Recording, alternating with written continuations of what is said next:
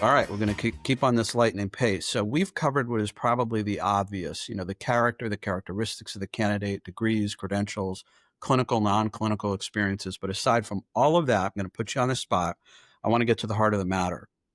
What is the big mystery of recruitment that you're really looking for that makes someone stand out, that you want to bring to an organization? You've done this sourcing, you've been on LinkedIn, you're stalking all these candidates, and you're thinking, this is the person or the persons that I'm going to bring to the talent team at the organization. What is really discussed in the room where that decision gets made, and what's that secret conversation?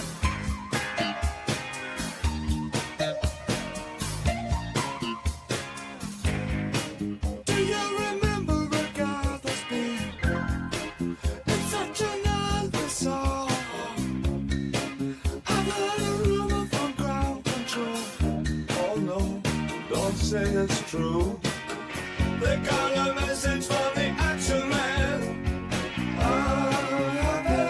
Hope you're happy too. Hello and welcome to the Fire Chief Podcast, the only podcast dedicated to the Chief Medical Officer. I'm your host, Lee Scheinbart, and this podcast brings you the hottest and most crucial conversations in healthcare and physician leadership.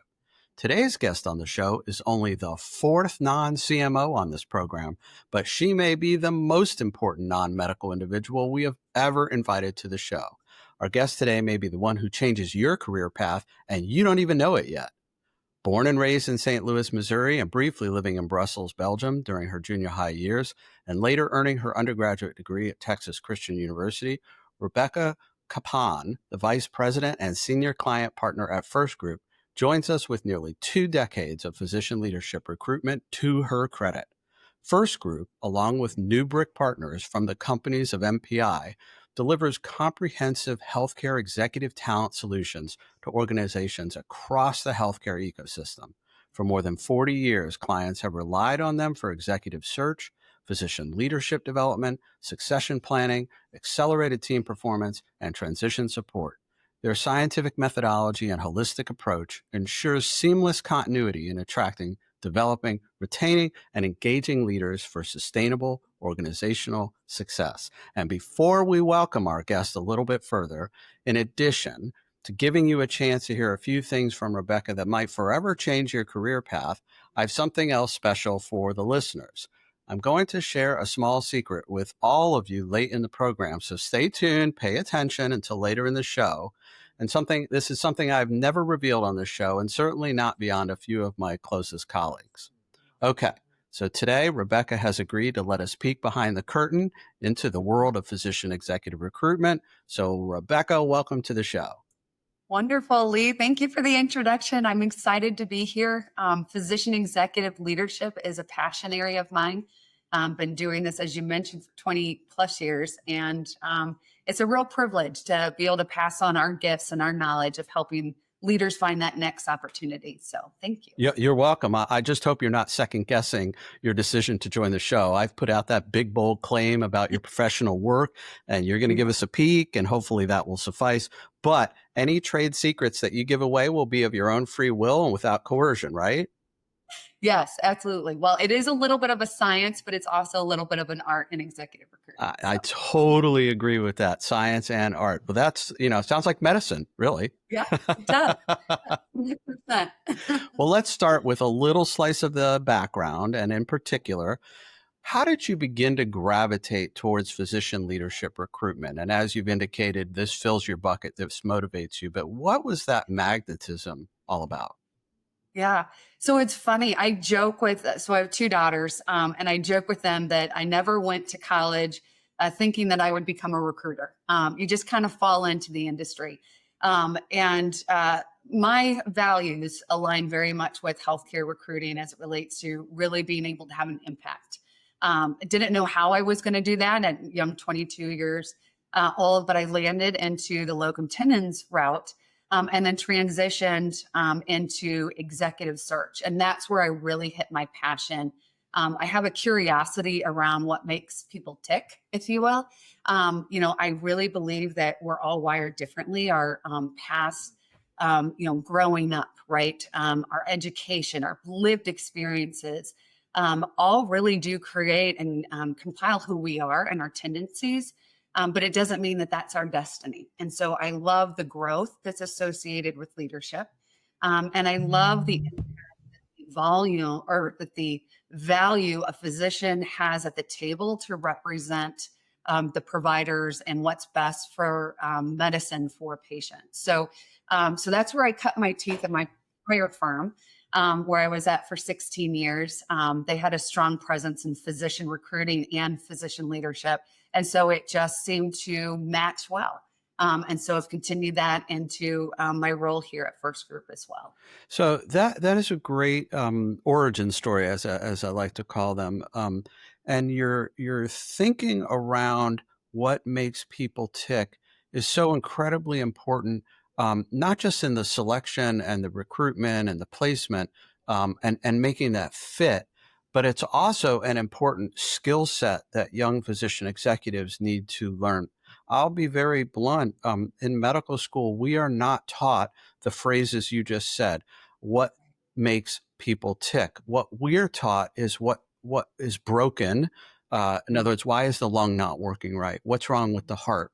And not necessarily their personality. And although I think in modern times, as we talk about things like social determinants of health, we have a growing awareness, but it is a skill set. And I think it's wonderful that you have tapped into that and understand that. And that will make you a better recruiter when you're placing executives with companies. Would you agree with that? 100% Lee, 100%. And, you know, we talk about it in our firm that there are cultural fits, right? Individuals who fit within the current environment today, but also really looking for a cultural contributor. So someone who still fits and aligns with the values, but are bringing the competencies creating policies or processes to be able to change behavior. Healthcare needs disruptors, and they need appropriate physician disruptors, leaders, to be able to come in and help move the needle, especially with the pressures and dynamics, the geopolitical environment. It's just a lot going on right now. And so the clinical credibility is always going to be paramount with CMOs, but it's the soft skills, the intangible skills to be able to influence, to be able to collaborate, be able to inspire and engage are really the differentiators that I'm finding. And when I'm assessing candidates, it's not just about what you've done, but it's how you've approached those challenges, and you know what's the impact you then had. So Rebecca, we are way past peeking behind the curtain. We have totally learned some incredible, like rule number one: be a contributor to the organization. That's what you look for. That's what the organization is. Be a little bit of a disruptor, right? Like come in to shake things up, not in a bad way, but the world is being shook up by external factors, and the organizations have to constantly realign. So the physician executive has to be somewhat in sync with that. You know, it's not like the perfectly controlled operating room for appropriate reasons. It's perfectly controlled. But when you're in an executive meeting or you're making a strategic plan, it's a little bit more ambiguous, right? Yeah. 100%. And it's fascinating too, Lee, because as candidates, as we're assessing candidates or as candidates are assessing opportunities, I think there's really two things. It's one, do you align with their values, right? Is the impact that they're having where you want to be able to contribute to? But second of all, it's their pace of change. And so that's where I find a lot of that nuance of that cultural contributor of, is the pace of change, does that align with your skill sets and your competencies? Because if there's a mismatch, then that's when there can be derailers, right, that are occurring. So one of the things that happened on this show a while back is I began to refer to the CMO has two potential definitions beyond chief medical officer. Some organizations make you the chief metrics officer, particularly as it relates to physicians. It is a little pejorative on my part, but in fact, that's what some organizations are focused on. The other one more recently that's come up, and it's come up more than once, is the change management officer. And again, mostly on the physician side. There's plenty of other executive leaders to work on the rest of the workforce in the organization. But the physician leader has to understand change management, be willing to be part of that, and be skilled to lead that, right? Agreed, 100%. I mean, that's ultimately to be able to inspire vision, get folks behind you, but then at the same time, it's execution, Yeah. right? And it's fascinating that you share that. I had a CMO recruitment to where there was significant disruption within the market.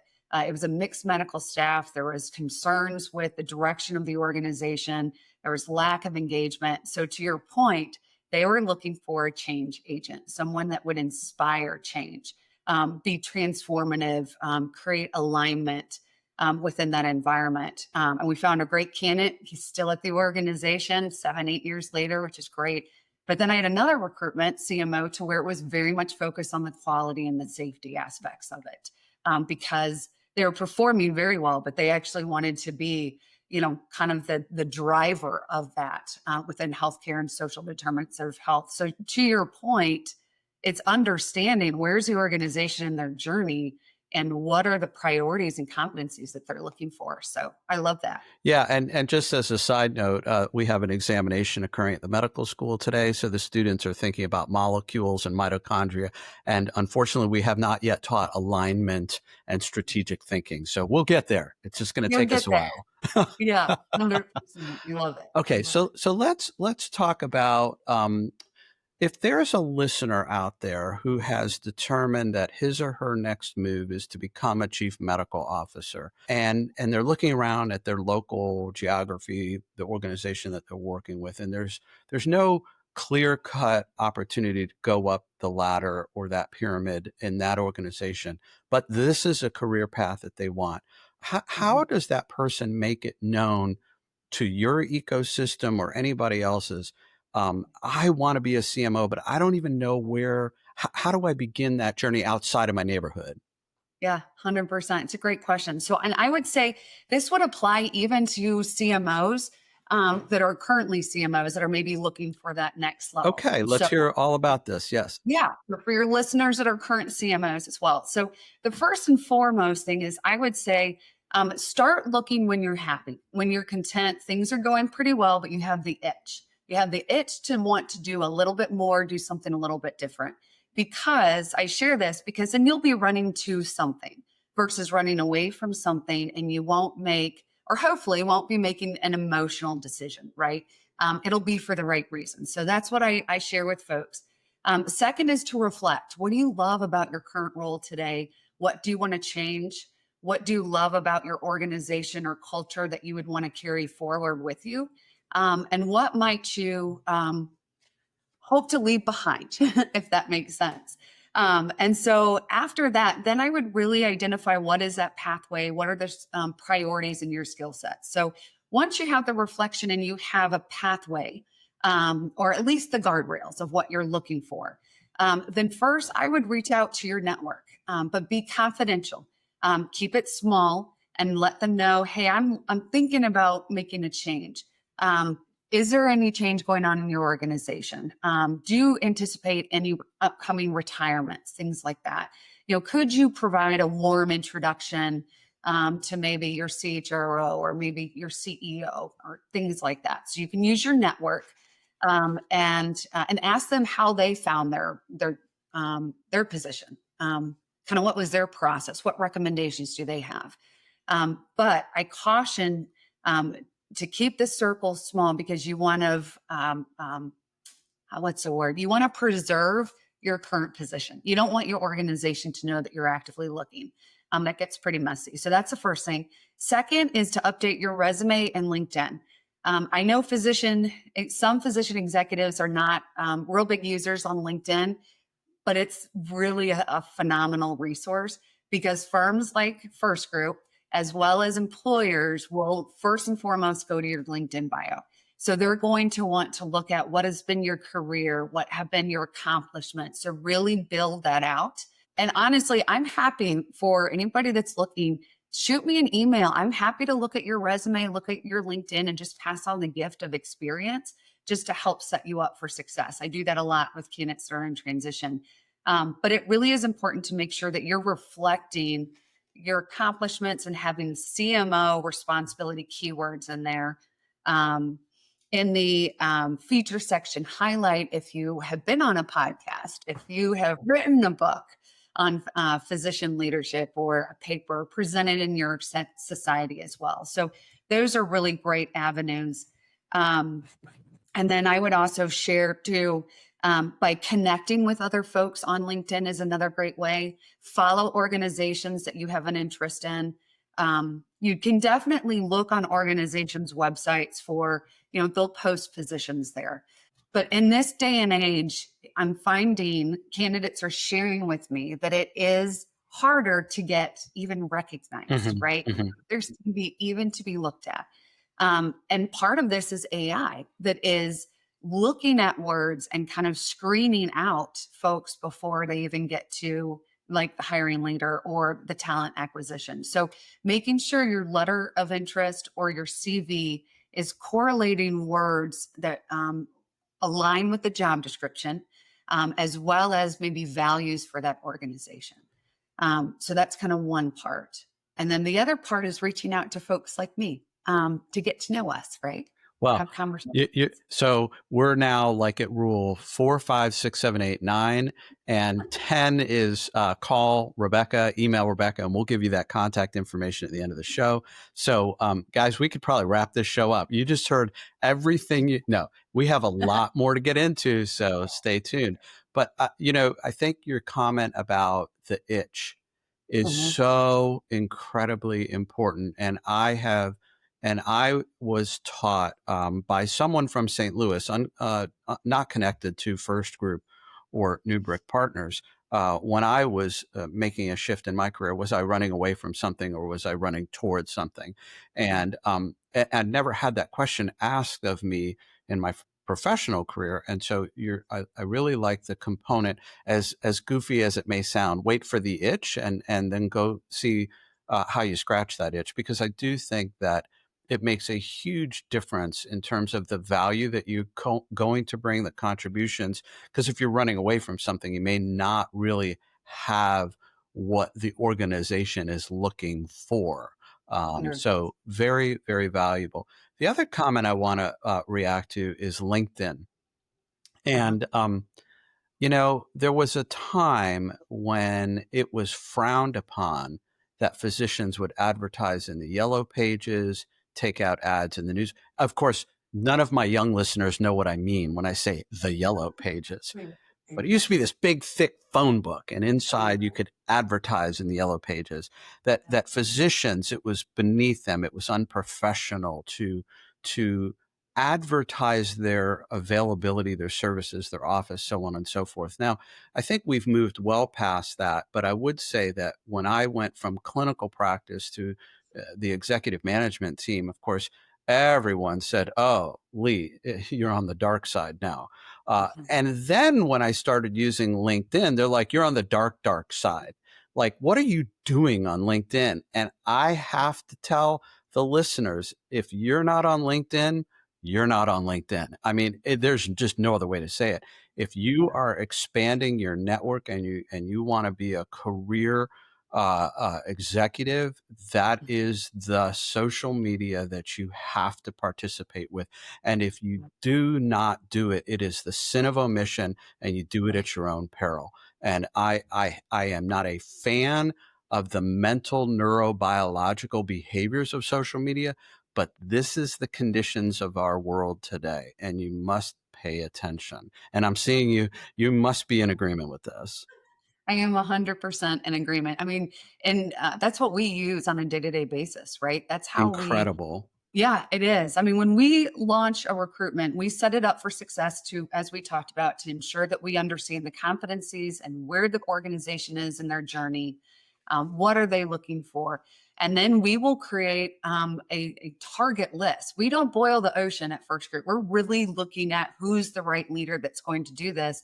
And so we target like organizations, similar size scope, that type of thing. But then it's LinkedIn to be able to communicate and really look at the career trajectory of that individual, because past experience will most likely dictate future success. And so it's really looking at that and seeing the trajectory of leadership. Yeah, So yeah. So, okay. So let's now move to trajectory. This is important for many yes, listeners. This is a confusing time for people who are attempting to move into these positions that we're talking about. And it's a very common question when I speak with chief medical officers around the country. What title or degrees are valued by the systems? And we can come back to things like your contribution, your ability to have those soft skills, all of those executive tools. But are there yeah, titles that systems look at? yeah, absolutely, 100%. So I would say, kind of to start with, looking at that trajectory from maybe a medical director over a department or a functional area, looking at a chief of staff or a section chief, an associate CMO, maybe a service line leadership role. Those type of leadership positions would provide you access to clinical operations, quality, safety, faculty management, informally or hopefully formally, right? To be able to manage providers, recruit providers, work cross functionally to understand the flow and the access as well. So, really taking those steps of progressive leadership roles, more responsibility, whether it's in your department or then stepping outside your department, is really going to position you for greater success. The academic credentials can be important for sure. And I would say the more progressive or the larger scope of responsibility and the more P&L responsibility a leader will have, most likely that MBA is going to be more important to a hiring leader. So time out for the listeners Yes. who have not yet thought about an MBA. They may not know what P&L is. So what's P&L? Oh yeah, profit and loss. So Profit and looking, loss. Healthcare, profit and loss. What a dichotomy. Okay. So let's talk about the MBA. So yeah. if you are going to be a clinical operating officer, you've learned as you've gone up in these various roles, a lot Yeah. about operations, particularly clinical operations. But you may never want to be a CMO. You want to be a chief clinical officer, for example. Mhm. Does an MBA seem to be valuable to the recruiting firm and to the organization, or not necessarily, or it's all over the board? It's all over the Okay. board. So yes, and I would say there's different programs out there, as I'm sure you know, but for the listeners, there's MBA if you're looking to expand your finance, your business acumen, your marketing acquisition. So if you're looking to step into a role that does have more of the business functional areas that you want to round out those competencies, that's a great avenue.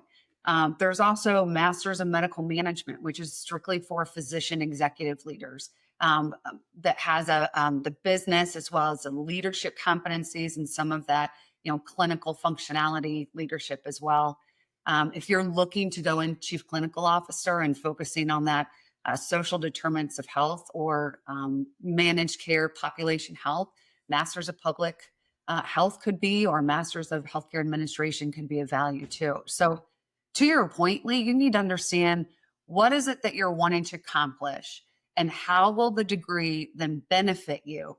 Because don't just get a degree to get a degree. Most of my recruitments, yes, it's nice to have. It's a very nice to have. But I love when my clients give me the freedom to say, let me bring the right leader to you, whether they have an MBA behind their MD or not. So So that's my two. while I pointed at you, which is it's not a nice thing to do in an office setting, and I apologize. No, it's like a fist bump, It, right? it was. It was a virtual fist bump, but I was pointing with my finger. So I should have just had that light bulb, that little cartoon, because the big light bulb just Yeah. went like super wattage brilliant on me when you were talking. For the first time in my life, I will admit, and this is not the secret that I'm going to reveal later, is that in an interview outside of your organization where somebody doesn't know you, it is very plausible, whether it's the recruitment team, the talent management team, or inside the organization. So why did you get that MBA at Johnson State? I thought I needed it for the job. No. Why did you get, same question, why did you get the MMM or the MPH? And here's what I would suggest to my listeners. Yeah. Define what you want in your future role and align the degree to the role. So if you want to be a CEO, it probably makes a difference whether you get an MBA. And as one of our guests a while back told us, get the right MBA from the right institution to become an organizational executive that drives value, profit, change management, marketing strategy. If you're just getting an MBA to be a chief medical officer and all you ever want to do is patient satisfaction, probably not the right degree. And it would be one of the others that we've talked about. If you are a quality and safety hound, probably an MPH or an MMM is something you probably, and there are other quality based credentials and degrees you could get. So this has been worth its weight in gold. And I want to know if you agree with some of this off the cuff thinking that I'm doing. 100%. There's even certifications like NAQ for quality, to get a certification through them for leadership and administration. So 100%. And to your point too, these programs, an MBA program may look very different, or I would say it does look very different across institutions. Some are industry agnostic. So you're there with leaders from engineering companies, right? Or finance or supply chain companies. I mean, all across the board. Then there are other ones that are strictly within healthcare, but they're agnostic when it comes to positions. So you're with CEOs, vice president supply chain, and CFOs as well, other physician leaders. And then there are physician leadership cohorts as well that allow you to provide that peer group. There's really, again, to your point, what is the value it will bring to you as you progress in your career? And then research those programs, talk to your colleagues again, research and see different tracks of physician leaders and what degrees they may have decided to pursue. Excellent. Excellent. Okay. We're going to do a little lightning round activity here. We're going to do some sort of short questions, looking for short answers. And first I have to ask, are you familiar with one of my favorite organizations, the American Association for Physician Leadership? Yes, 100%. It's an excellent organization. Okay. So, lightning round, do the experiences and certifications and credentials through AAPL make a difference to you and your team? Yes, they do. They show a commitment to development of executive leadership. They are rigorous programs from my understanding. So it really does show that excellence and pursuit of a commitment to executive leadership. Yep. So, Rule number 12, demonstrate your commitment to your own physician leadership development. Okay. Brilliant. Okay. Next question. What type of clinical experience generally is sought by a system, by an organization? In other words, is it possible to quickly become a chief medical officer soon after med school and residency, or do they look for that 5, 10, 15, 20 year of clinical, or again, is it all over the board? I would say typically at least 5 to 7 years of clinical practice. You got to earn the street cred, first and foremost as a physician. And then you also, it takes time, right? So you need the progressive leadership roles to learn that art of leadership, and mistakes, lessons learned, successes, things like that. So if you're right out of residency and you got the itch as a chief resident, look how you can contribute. There are absolutely ways of projects, being on the medical staff, just taking on more responsibilities. But you have to advocate for your organization. If they don't know that that's potentially a pathway that you want to go, you need to speak up and make sure your leadership, who you report to, understands that and is keeping an eye out for you as far as opportunities. All right. Rule 14A is you got to have the clinical street cred. 14B is you got to have the organizational leadership cred. So Yes. a lot of credibility required. Okay. So in your experience, and I know you have worked with many, many organizations, what is your general feeling about whether they want to have the candidate or the person in the next CMO role continue to see patients or not, have a foot in the clinical world or not? What's been your experience? So this is one of the first questions I get from candidates. From the candidates, you get this? Candidates, I get this. And it varies. I will say it varies based off of the organization and what is their culture. I would also say it varies based off of the level of an organization or the level of the scope of the position. So, and it depends upon the candidate's preference, to be honest with you. So I'll give you a couple of examples. I know a CMO for a $4 billion region. They have at least 7, if not more, hospitals as part of that region. This individual does not have a panel of patients that they keep, but does round on, maybe a monthly or a quarterly basis. It's important to him to be able to live in the trenches again, right? Be walking peer to peer, being able to understand workflow. How are physicians working with multidisciplinary teams or APPs? What is the vibe, right, of what's going on within the hospital? And so that's very important for him, as well as the street cred to still be there. And he learns, and he shared this with me, that he has learned maybe some things that folks aren't telling, right? So being able to hear firsthand, you're experiencing maybe things that aren't being brought up, or maybe they're brought up, but then they're not brought to the right level as well. So there's definitely value in that. However, I do have another CMO that I recently placed who's phenomenal. He doesn't practice clinically. But he has had an immediate impact in that organization, but has to be more intentional in ensuring that he is creating that credibility and engaging and still rounding, even though he might not be seen, touching a patient, he still has to be present in the clinical round. So you sound like a lawyer, Miss Rebecca, because your answer, and I have some of my best friends are lawyers, Rebecca. It depends. And again, I think this is exceptionally insightful and the light bulb moment again for me. So we're going to put the physician's desire to the side for a second, but the organizational desire, again, really depends on their situation. What are they trying to achieve? Better physician engagement or alignment? Are they trying to learn things that are not being spoken out loud, et cetera, et cetera? Now, those are the soft skills a physician leader can bring, which is listening, understanding, open lines of communication. You don't necessarily, in my own opinion, have to be elbow to elbow in the EHR or in the OR or in the ED, because if you're good at the soft skills, you should be able to get that information without necessarily sharing their difficulties. That's just my personal opinion.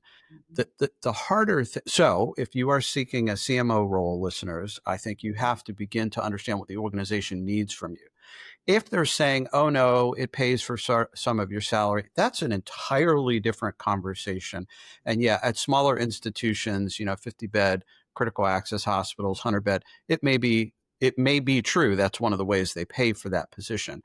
But a larger system may be looking for other things. The physician has the bigger problem because it is the single most personal decision they ever make in their life to walk away, whether they're tired of it, getting too old to do it, whatever the case may be. But walking away, there's just nothing that compares to that. And that's a whole nother conversation for another day. Okay, so thank you for that. All right, we're going to keep on this lightning pace. So we've covered what is probably the obvious, the character, the characteristics of the candidate, degrees, credentials, clinical, non-clinical experiences. But aside from all of that, I'm going to put you on the spot. I want to get to the heart of the matter. What is the big mystery of recruitment that you're really looking for that makes someone stand out, that you want to bring to an organization? You've done this sourcing. You've been on LinkedIn. You're stalking all these candidates, and you're thinking, this is the person or the persons that I'm going to bring to the talent team at the organization. What is really discussed in the room where that decision gets made, and what's that secret conversation? Yeah, that's a really good question. Crickets. I got crickets. Yes. Look, for me, in my opinion, they have to be a good human. At the end of the day, I love the searches where I fall in love with my candidates, and there's so many good choices. They could go any way. That recently happened, but I had 3 different candidates that had different leadership competencies, that it was hard for the organization to say, we could have a win with any one of these 3. But it has to do with our pace of change of where we're at today is the reason why they selected that one individual. So I would say one of the main things is I need candidates to connect with the why. Why with this organization? Why with this position? Why with the impact that you want to bring? And I think that brings their most authentic self in alignment with that my organization that I'm recruiting for and this leadership position. They have to have EQ, and that's hard. EQ is that's the secret sauce that doesn't have a clear pathway, Lee. But that is the number one requirement, is to be able to read a room, read and change your communication style based off of the audience, right? Being able to know when to pick your battles, know when and who you need to get on board first before maybe moving an initiative forward. So I would say that's the secret sauce. And as we talked about earlier, we all have certain tendencies and certain derailers, but that's not our destiny. So I'm going to give a plug in here for Newbrick Partners, and leadership development and coaching, executive coaching is a phenomenal resource for those individuals that want to create that, the 10% is what we talk about. It's that extra 10% of leadership competencies that you're working to refine. And whether it's through mentorship, professional coaching, or allyship, that's our critical component, I think, for leaders to continue to be on that trajectory of growth. So that is beautiful. It's eloquent. It's elegant. Baked in there is that old phrase, je ne sais quoi. I don't really know. I mean, there's something that makes my heart go pitter patter over this individual. What they used to call it the Q quality, and we're not talking about charisma, and we're not talking about EQ. It's this unknown intangible. But what you're also saying at the exact same time is it is something that can be learned, developed, practiced, executed, and it's leadership. It isn't being an expert in the metric. It's being a qualified leader of other people, and you bring your full authentic leadership self to that picture. How does that sound? 100% with humility. I know. 100%. Yeah. So fist bump me on that one. Fist bump. Okay. So let's turn this around. So how should a candidate, and again, we're focused on CMOs, but a lot of physician executive roles we could be talking about. How do they examine and inspect the health system for fit and culture? So they're in that top 1 or 2 or 3, and they know they're getting to that finish line. Maybe they'll be asked to consider the role, but how does that person, from their point of view, your client and your organization, but how does the physician evaluate what is about to happen? You kind of hinted at it, but I want to hear more about that. Yeah, sure. So I think there's two broad strokes. So I'm going to start with the obvious, and then I want to go to the not so obvious. But the first obvious one is really the vision and values. Really research that organization to understand what impact, again, like I said before, is they're making on an organization. From there, look at videos of the CEO. Look at videos of other leadership online to see how they represent. How they talk about the impact that they're making within the community, see if that aligns with you. And then the other thing is too, through the interview process, are you finding consistent alignment of priorities and desired goals, first year impact of the position that you're interviewing for? If you're finding dissension, if you're finding conflicting priorities, that would give me pause. So that's really important to make sure. When you go through the interview process, also ask questions of, how's feedback given? How do you engage the team? What are the strategic priorities for the organization? How does this position fit? How do you address conflict? What does that look like from a leadership team of when you give feedback to others? What does that feel like? If you're meeting with a peer, how do you interact with the CEO or the chief physician executive, whoever that hiring leader is? Tell me a little bit about how you experience that individual. So as much as they're interviewing you, you want to be interviewing them. The second piece is the candidate experience. You are not a commodity. there is a war on talent. So how are they treating you as a candidate? That's one of the things that Furst Group prides ourselves in as a differentiator in the market, is how our candidates feel. Their experience in the process should be equally as important as the client, because at the end of the day, we want to make sure this is a match. And if it's not, then it's better to know now, right? It's kind of like a marriage. It's better to know now that we're not aligned, and that we're not willing to give part of ourself to each other, to be successful for the organization and for the unit, if you will. So, that's why many of our candidates become our clients, because they feel that high touch communication. But at the end of the day, we have to still make sure that we are being, as I said, there are many times I fall in love with my candidates, but it's my client's decision. What's best interest for that client? So it's really making sure to keep the line of integrity. I love this. This is great stuff. And I might have to borrow some of those phrases like the war on talent, and that you're not a commodity, because a lot of physicians do feel commoditized, and that's just everyday physicians, not people seeking a physician executive role. So I appreciate the accolade, and I think that's going to make our listeners feel a lot better about the universe when they are highly respected, recognized, and there's a need for talented individuals. But you also said something that was really quite, and I'm going to date myself here, awesome, because if you watch video, if the organization you're looking at has videos and video profiles and video messages, if you cannot see yourself articulating either the message or being on that video, it ain't going to be a great fit. If you say, I want to be on the next video at that organization, you have found your next home. I think that is so insightful. And again, like we talked about, physicians are not trained. Maybe this is changing as we speak, to advertise in Yellow Pages, to go on LinkedIn, to put their brand out there.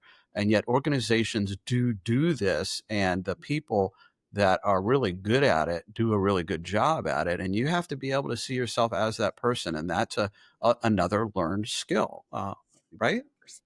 Yeah, 100%. And I love the word you use, brand. So LinkedIn is your brand for you, to be able to, again, recruiters, organizations will look at who you follow, what you like, what you comment on. So it is important to make sure that you are representing yourself as a brand. Say that again. They will look for what your comments look like. Yes? Yes, what your comments look So like. be careful what you say out there, people. 100%. It's just like any other social media platform. Every post, everything that goes into the universe is representing you. Yeah. So how do you want to do that? And just in case people don't believe, Rebecca, I actually used an AI program to find out what my brand looked like based on all of my comments. It's fascinating. And I have begun to modulate some of my comments, and I will keep them to myself. Yeah, I love that. But I love the curiosity of looking into that, right? I think that's fun too. So nobody really likes to look in the mirror, but I thought it was an important thing that I did. So, okay. So you hinted at New Brick Partners, but I want you to expand very briefly, because I think this is I didn't quite hear you say this. When I was looking, and when people have asked me, I said, if the organization will develop you, then you make sure you rank that in your rank order. To walk into a different place, a different city, a different area, and to be developed is really important. So tell us a little bit about the support structures, either from Furst Group and or New Brick, that once a leader is brought in, what is that development and that support look like? Yeah, love that. So from Furst Group, with our executive search firm, we actually embed a New Brick leadership consultant in our process from the very start. So they're supporting us behind the scenes, on really assessing competencies, leadership, that cultural contribution, behavioral interview questions, references, all that. So they're working alongside where it really is just integrated in the process. And then our infrastructure is towards the end of towards the end, when we have three finalists, we use the Hogan Leadership Assessment. It's actually defensible. defendable in court. It's a fascinating tool, and I love it.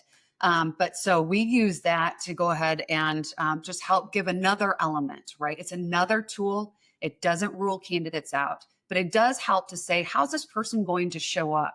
And how do we lay that then onto the original identifiable competencies that we had? So that's another great tool. And then once a candidate's selected, our consultant will debrief with them on their Hogan. We'll debrief with the hiring leader on their Hogan. Hopefully that hiring leader will take their own Hogan so we can say, this is how you all match. Here's maybe where there's some opportunities for communication changes, right? And then from there, after that kind of three-way discussion, then we stay in close contact with our candidates. How are they doing? We're checking in with the hiring leader to make sure that they are having that continued professional development and coaching, whether it's internally or whether maybe we need to come alongside them a little bit more in that additional capacity as well. So some organizations have a strong leadership component or consulting or coaching internally. To your point, I would definitely ask those type of questions as, how are you going to onboard me type of thing, right?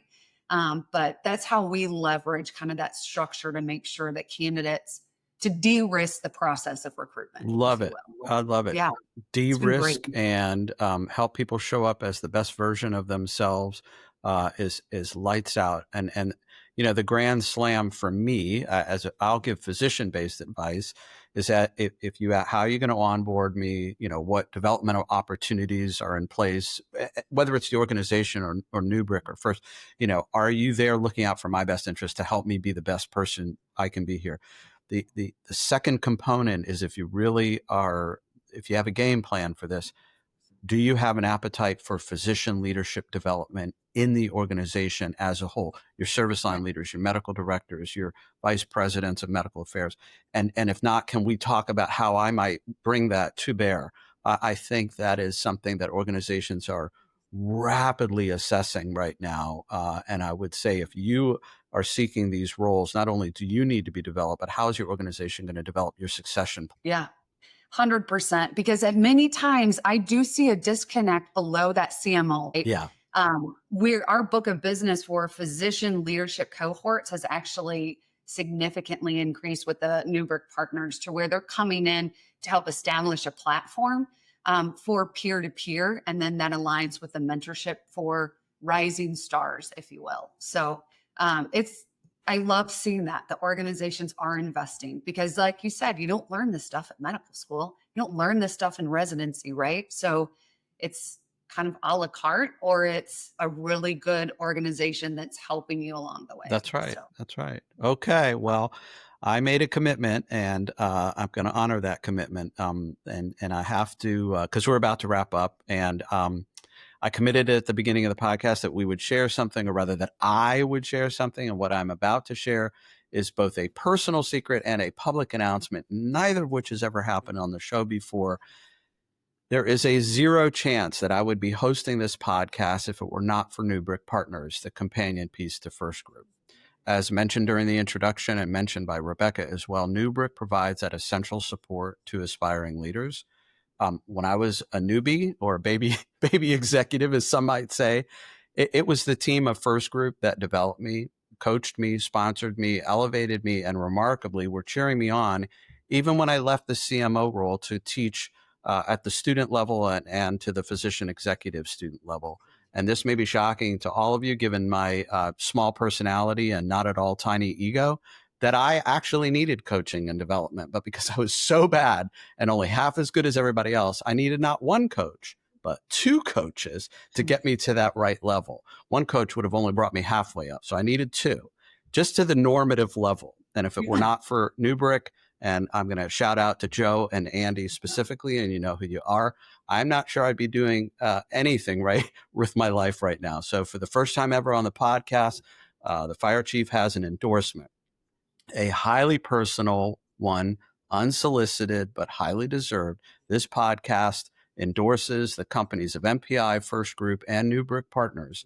And, I know that folks love the 5 stars of Google, But the fire chief uses a proprietary rating system measured by chiefs, not stars. So when you need help and you feel like there's a 5-alarm fire going off in your head, call these folks. They will bring the right people to do the right things in the right way and set you straight. They have outstanding fire chiefs on their team. So Furst Group and Newbrick, you have earned a 5-chief rating by this podcast, and I endorse you. Rebecca, are you good with this? I love it. Thank you so much for that. And this has been just a pleasure and honor to be able to share some gifts. Hopefully a few nuggets for the listeners. Oh, listen, if they don't like the nuggets, they're at the wrong buffet. That's how I'm going to tell it to you. I mean, that's it. So listen, thank you for being on the show. Totally amazing. Great insights, great insider view of physician leadership recruitment and all the value that you and your group and your team has to offer in this regard. Thank you again. Yeah. Thank you, Lee. You've been listening to the Fire Chief Podcast, the only podcast dedicated to the Chief Medical Officer. If you want to learn more about what it is like to be a CMO, check out our website, thefirechiefcmo.com, and connect with me on LinkedIn. I love talking with CMOs and CMO recruiters. So get out there, be a chief, and in the words of Sergeant Phil Esterhaus, let's be careful out there.